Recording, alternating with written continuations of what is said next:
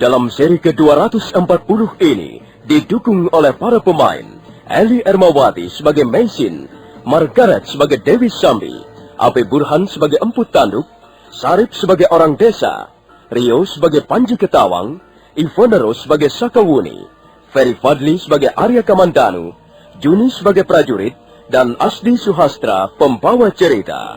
Selamat menikmati.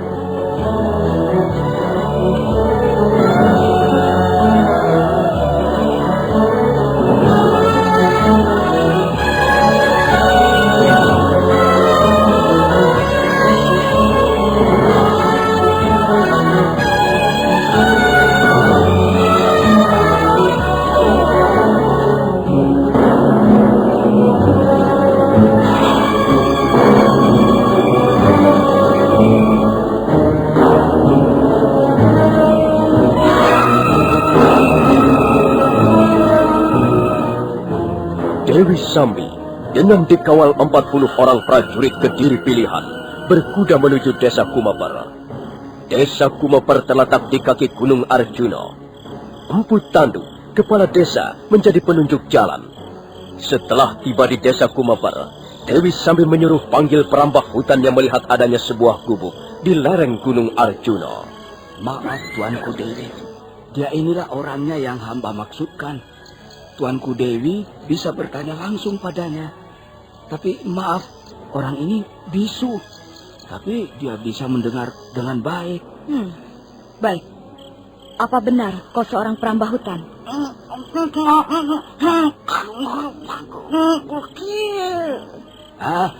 Dia membenarkan Tuanku Dewi. Dia berkata bahwa dia memang seorang perambah hutan. Dia sering pergi ke hutan untuk mencari rotan, damar, ataupun kayu obong. Siapa nama orang ini? Namanya Aki Senguk, Tuanku Dewi.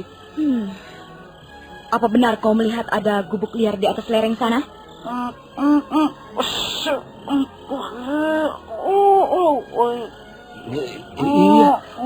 Iya. Dia berkata bahwa dia telah melihat gubuk liar di atas lereng sana, Tuanku Dewi.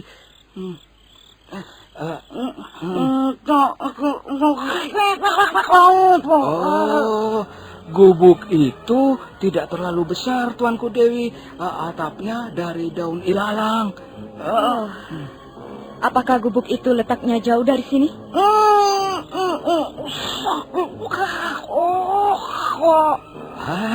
Katanya gubuk itu cukup jauh, Tuanku Dewi. Harus melampaui 3 buah tebing. Jalannya katanya juga tidak mudah dilewati. Katanya banyak jurang yang dalam, Tuanku Dewi. Kalau begitu, tidak bisa ditempuh dengan kuda.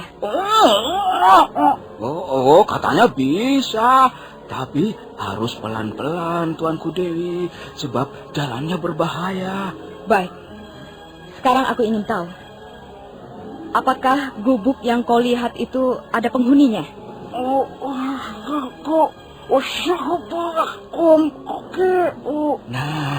Katanya ada penghuninya, Tuanku Dewi. Dia melihat ada seorang bocah kecil. Bocah itu laki-laki katanya, Tuanku.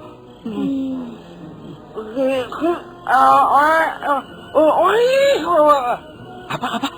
Coba ulangi sekali lagi, Ki Senguk. Iya. Dia melihat ada cahaya pelita di dalam gubuk, Tuanku. Iya. Dia mendengar ada tangis seorang bayi dari dalam gubuk, Tuanku. Tangis bayi itu lalu diam. Dia menduga ada yang mendiamkannya. Mungkin ibunya, Tuanku. Iya. Cukup, Empu Tanduk. Kukira orang ini sudah boleh kau suruh pergi. Baik, Tuanku Dewi. Aki Senguk, kau boleh pergi sekarang. Apa?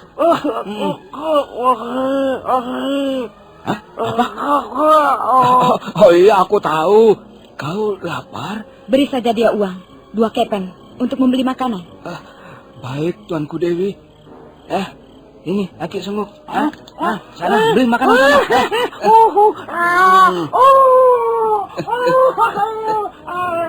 Empu Tanduk, Iya, Tuanku Dewi. kita tidak perlu meneruskan perjalanan malam ini. Hamba kira lebih baik begitu, Tuanku Dewi. Malam ini Tuanku Dewi bisa istirahat di rumah hamba. Besok baru naik ke atas lereng Arjuna.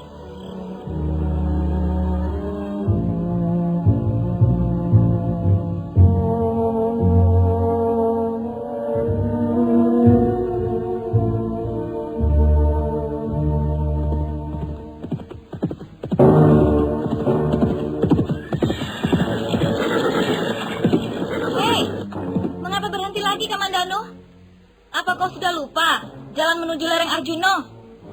Hei, Kamandanu, kau mendengar kata-kataku kan? Aku mendengar, Sakawuni. Kau tidak senang ya aku ikuti? Kalau begitu, lebih baik aku kembali saja. Sakawuni, kau jangan salah mengerti. Aku tidak senang sikapmu seperti itu. Kau tidak memperlihatkan wajah yang cerah. Mungkin saja kau tidak senang ku ikuti. Mungkin kau merasa terganggu. Sakawuni, kau jangan salah mengerti. Sama sekali aku tidak merasa terganggu. Justru aku merasa senang karena ada teman di perjalanan. Aku hanya... Entahlah Sakawuni. Apakah kau percaya adanya firasat? Firasat? Aku tidak pernah berpikir soal firasat. Ada apa, Kamandanu? Apa yang kau rasakan? Aku merasakan sesuatu yang tidak enak di hatiku ini.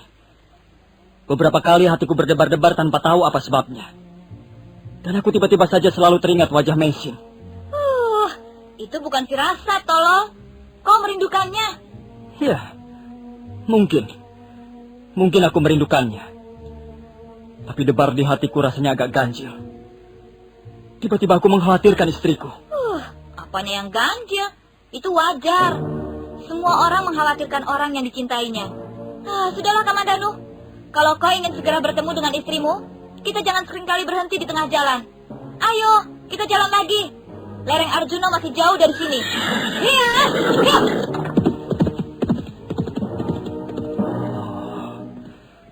Sakawuni tidak dapat merasakan apa yang kurasakan sekarang ini.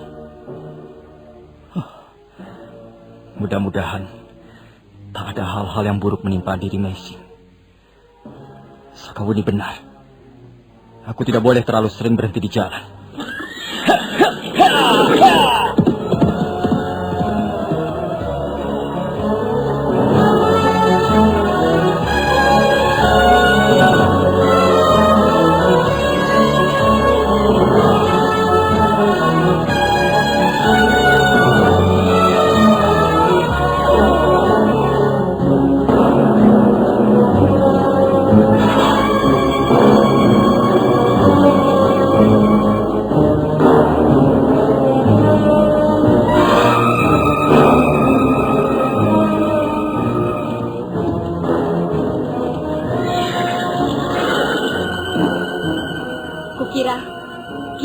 Terus berkuda.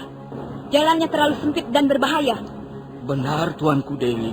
Lebih baik kita teruskan dengan jalan kaki.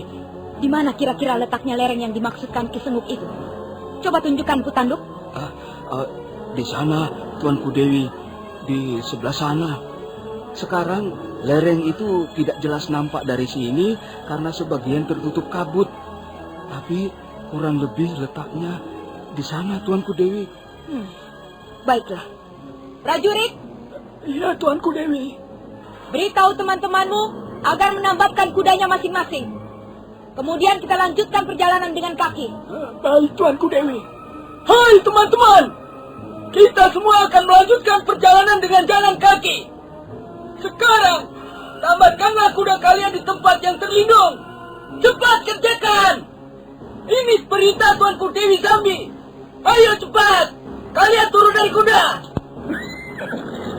Empu Tanduk, berapa lama waktu kita butuhkan untuk mencapai lereng itu? Ampun, Tuanku Dewi. Jaraknya masih cukup jauh. Kalau berangkat sekarang juga, Barangkali menjelang senja nanti kita baru akan tiba di sana. Ampun Tuanku Dewi. Nah, kalau begitu, kita berangkat sekarang. Ayo kita berangkat. Ayo jalan. Ayo jalan! Hati-hati jalannya! Jangan bergerak di jalan dan jangan lengah!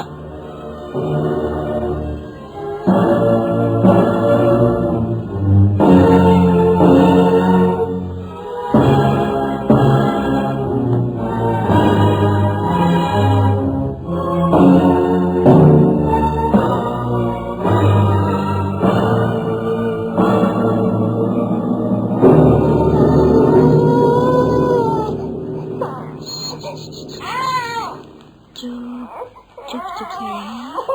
Aduh. Kasihan. Siapa yang nakal, Nak? Siapa yang nakal? Aduh, Cuk ya sayang ya. Ayo haus ya. Aduh, kasihan. Nah, ini minumlah, Nak. Cuk ya. Cuk, ini ya.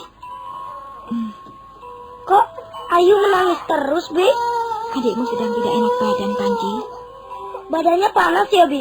Tidak, cuma anak sedikit. Kok matanya merem terus, Bi? Dia masih kecil, Panji.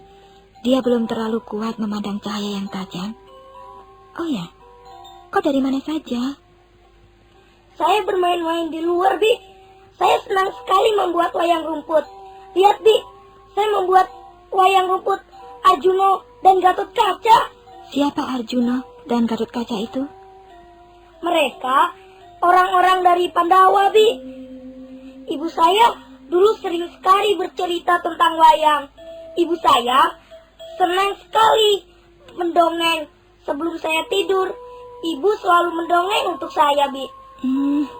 Ibumu pasti sayang sekali padamu, Panji. Iya, Bi. Ibu saya sangat baik. Bibi Mesin juga baik. Cuma Bibi Mesin tidak pernah mendongeng untuk saya. Bibi tidak mempunyai dongeng yang bagus, Panji.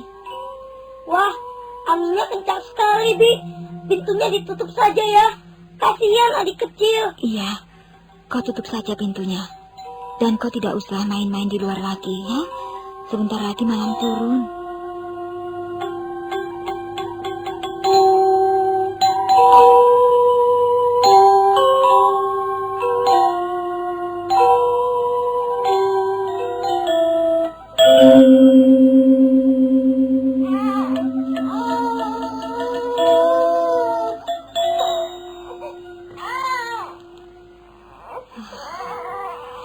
Anak ini sepertinya sedang gelisah. Sejak tadi dia menangis terus. Kalau digendong diam, tapi begitu diletakkan nangis lagi. Sepertinya dia ingin terus-menerus kugendong, kudekat. Apa sebenarnya yang dirasakan? Ada apa, Nduk? Ada apa, Ayu? Tidak, ini sama ibu ya. Tidak, ibu tidak akan meninggalkanmu, sayang. Ibu tidak akan meninggalkan Ayu. Ayu akan terus digendong ibu, terus selama-lamanya. Ya? Cup ya sayang ya, cup. Sang Yang Widi, penguasa dan penentu jalannya kehidupan di alam semesta ini. Lindungilah kami. Lindungilah anak ini dari mara bahaya. Bi Mesin. Apa, Panji? Rupanya kau belum juga tidur. Saya tidak bisa tidur, Bi. Ini sudah malam. Kau harus tidur. Saya takut, Bi. Apa yang kau takutkan? Sudahlah, tidur saja. Besok kau harus bangun pagi-pagi dan membantu Bibi. Rasanya malam ini lain ya, Bi. Rasanya serem. Panji, kau jangan berpikir yang macam-macam. Rasa takut itu menjadi ada karena kau memikirkan hal-hal yang menakutkan. Makanya tidur saja. Bibi kok tidak tidur? Bibi harus menjaga adikmu. Adikmu rewel terus. Sebentar-sebentar bangun. Bibi harus menggendongnya dan mendiamkannya, Panji. Kalau Paman Kamandanu ada, bisa gantian ya, Bi. Jadi, Bibi Mesin tidak terlalu lelah. Dan lagi, kalau Paman Danu ada, saya tidak akan takut, Bi. Paman pandai sekali berkelahi. Paman juga seorang pendekar yang berani. Pamanmu sedang bekerja, Panji. Jangan diarep-arep terus. Nanti pamanmu tidak bisa bekerja dengan tenang. Seharusnya Paman sudah kembali, Bi. Kan sudah lama. Nanti juga pamanmu akan kembali. Kita harus sabar. Ada apa, sayang? Ada apa? Sini. Ibu gendong lagi ya. Ibu lelah, nak. Ibu juga mau istirahat. Tidak. Maafkan ibu, Yanduk ya. Tidak, sayang. Baik. Ibu tidak akan melepaskan Ayu lagi. Pokoknya akan ibu gendong terus. Cup ya, sayang ya. Cup.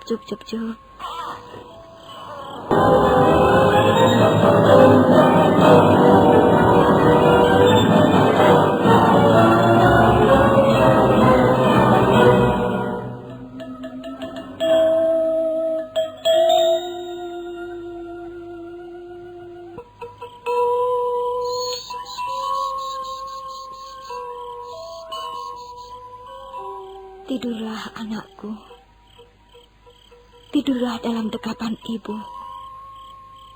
Jangan hiraukan suara-suara malam. Mari, kusembunyikan wajahmu. Kususupkan di balik dinding kalbu. Tidurlah manis. Biarkan langit malam menangis. Biarkan sungai tua, pohon tua ikut menangis. Biarkan angin utara menitikkan air matanya. Biarkan seluruh isi dunia bermuram durja. Kau adalah putri Ibu Pertiwi. Kau harus tidur dengan tentram malam ini. Tidurlah manis. Tidurlah sayang. Tidurlah dalam dekapan kasih ibumu.